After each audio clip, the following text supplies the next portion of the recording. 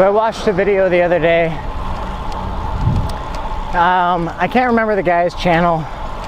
He's kind of I won't say a newer vlogger, because he's been around for a while, but he hasn't really done any videos on his bike in a long time. And he just recently did a video about returning to cycling because he was trying to lose weight and this, that, and the other. Anyway, and so his video was about how to ride longer distances. And so I thought I would just give some of my ideas. I'm by no means an expert, so take what you will from it. But here we go. So when I started riding a bike, I started off riding like 3 or 4 miles, right? Not even that, sorry. That's not as true. So the truth is, I started riding my bike around the block. And after I would go around my block maybe once or twice, I started going around a bigger section of the block. So I just kept on, like, every day riding farther and farther at home before I built up enough stamina to ride my bike to work. And work was only 3.5 miles away. So then I started riding my bike kind of like after work, just pushing myself to do, you know, 5, 10, 15 miles. And on the weekends, I would try to do 15 or 20 miles. So that's how I started building up my baseline, you know, kind of endurance stamina. Well, most of the time, when you're riding like that, you're riding sub 1 hour. And it's not really until you start riding over an hour that you have to use more energy than you start with, right? I hope this all makes sense. If you're an experienced cyclist, you know exactly what I'm talking about. You have a certain amount of stored energy in your body. And I'm gonna try not to get too scientific about it. But so that's your fuel tank, right? And as long as you're properly fueled before the ride, you're gonna have a pretty good ride for about an hour. And this is assuming that you're not going out and just like totally thrashing it, right? You're not putting out crazy amounts of power. You're just leisurely riding, kind of like what I'm doing right now.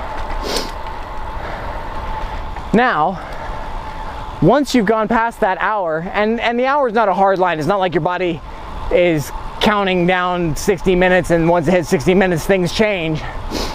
But about an hour is how long it'll take before you start feeling the effects of running out of energy and the stored energy that your body had available.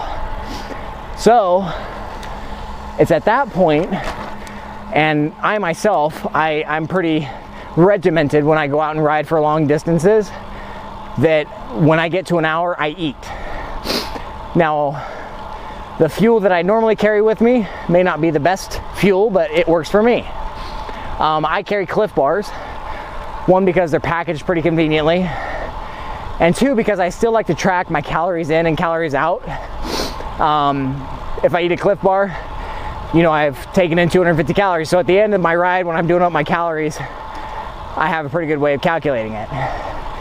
Some people like to make sandwiches. They'll make chocolate sandwiches, or they'll make jelly sandwiches.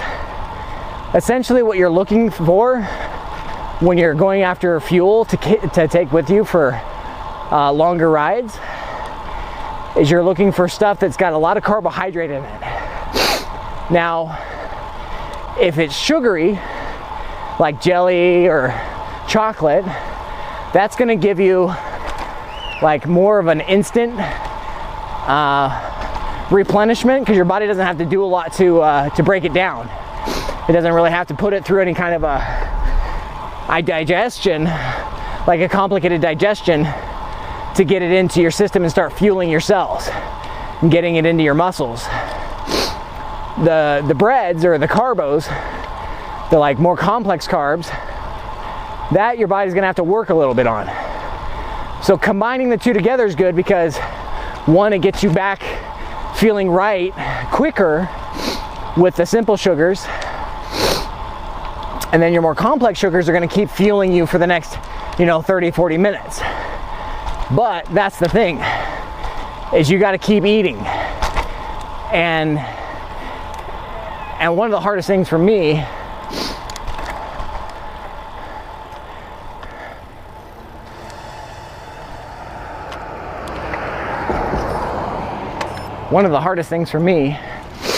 is not eating enough. Because I'm still one of those weird, like, finicky eaters. I try to use my long rides as a form of weight loss, which I do not suggest. And by that I mean, if you're going on a long ride, go for a long ride. Don't use your long ride as your workout. Use your long ride as your leisure or as your accomplishment, and fuel up beforehand.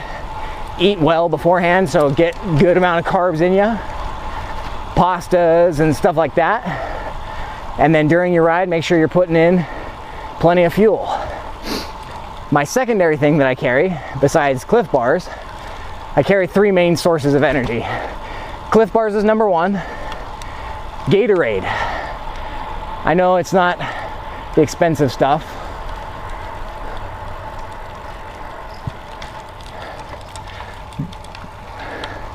but I like to buy the canisters of Gatorade that are the dry mixes. That way I can measure out exactly the quantities that I want for the calorie or caloric intake that I'm desiring, and I can mix it on demand. So I carry with me 1 bottle of water and 1 bottle of Gatorade.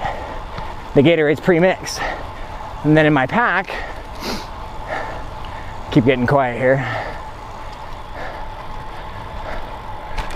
on your left,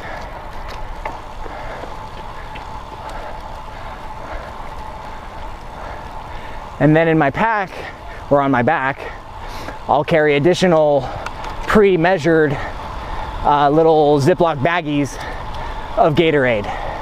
And again, that is something that I'll just, as I'm riding, I try to plan my route so that I've got different water stops or watering holes, and I'll use those to make new batches of Gatorade as needed.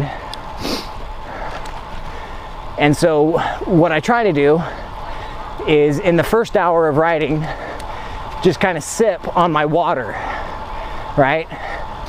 I don't conserve it. Like, if I'm thirsty, I'm gonna drink it. But if I'm not thirsty, then I'm just gonna sip on the water to make sure that my mouth doesn't get too dry. Because sometimes you feel like you're fine, but you're still putting out enough effort to keep you sweaty, especially if it's a cooler day. You don't realize just how much you're sweating. But keep yourself topped off with water, and then on the hour, I eat my first Cliff Bar. And then on the half hour, that's when I start into my Gatorade. And I'll switch from the water to the Gatorade.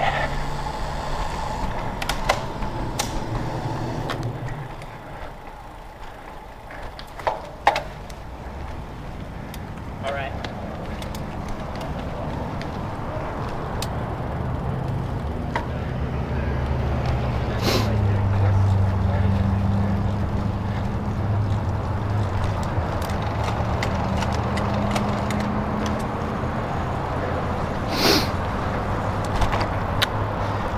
So at the half hour, I'm starting on my Gatorade, and I'll keep drinking that Gatorade until one of 2 things. Either I run out, or my mouth starts to get like overly sticky, and then I'll switch back to the water, and I go back and forth between the water and the Gatorade again. And I'll continue that until I get to the second hour. On the second hour, I eat another Cliff Bar, and I continue that rhythm of Cliff Bar, Gatorade, Cliff Bar, Gatorade. And for me, that's actually not enough.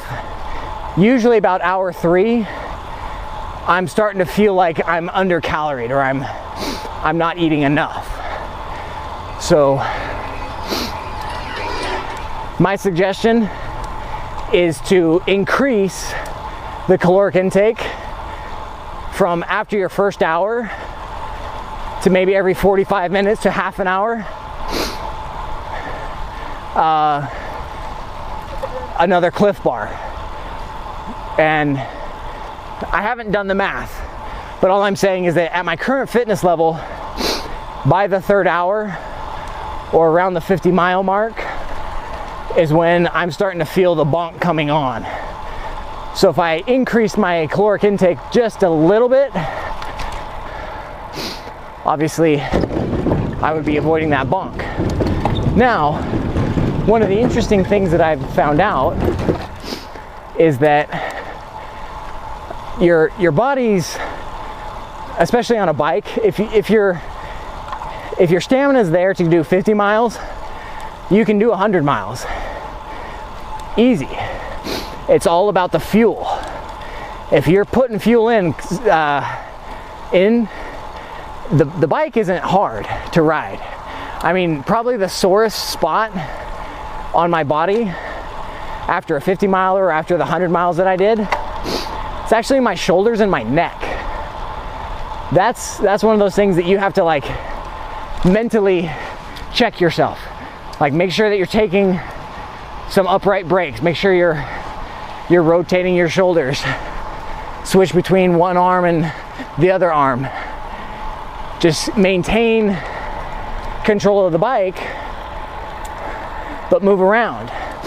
And if you've ever driven a long distance, which I have, driving from California to Utah multiple times, the worst feeling is always the next day, because you spend so much time looking ahead at the road that you're never turning your head. You're not twisting your head enough, and so your neck muscles get strained looking in one direction. And the same is true for when you're riding a bike.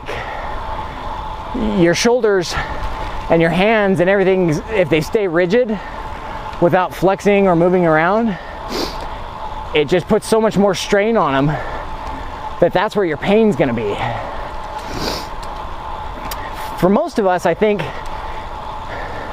building up to our first 50 miles, our legs are more than capable of maintaining a pretty good cadence. Ouch. Felt like a snake jumped up and bit me. But yeah, your legs, as long as you're maintaining a pretty high cadence, they're not really going through all that much stress.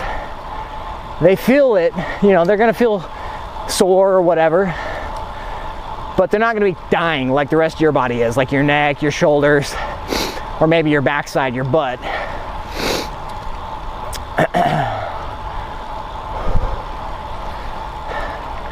But yeah, the main thing is fuel. As long as you're pumping in the gasoline, the engine will keep running. It's when we start playing around like I do all the time, and I try to run as little fuel in the tank as I can so that I'm maintaining that weight loss. And that's when you start to bonk, to hit that wall. And I've thankfully only had one time where I bonked hard. I mean, I got to the point where my legs were locking up and I was cramping and my body was just shutting down. It was bad. And that was because I was trying to do the diet method while I was working out or while I was riding this long distance, instead of just saying, you know what, today's a perfect day to cheat. I'm just gonna eat and eat and eat and eat and eat.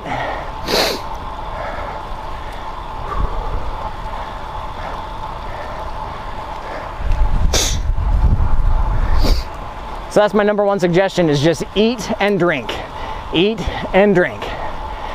Try to plan your route to have access to good clean water so that you can top off if you need to.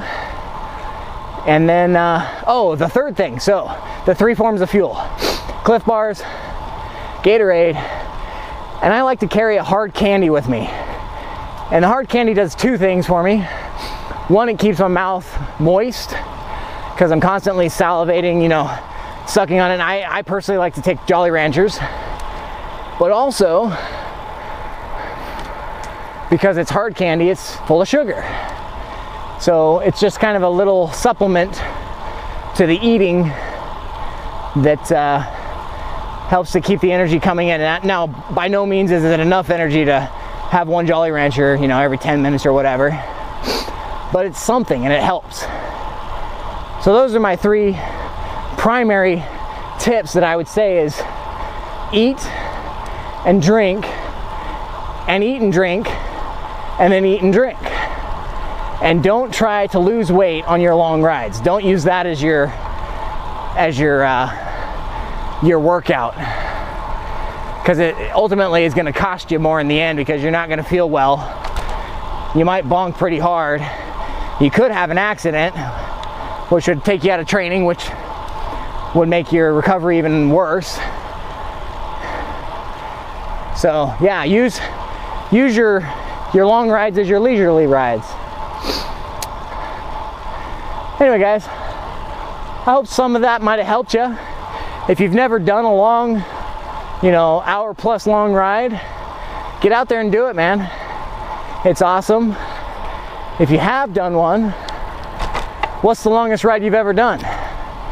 Let me know down in the comments below. Anyway guys, take care. I'll talk at you next time.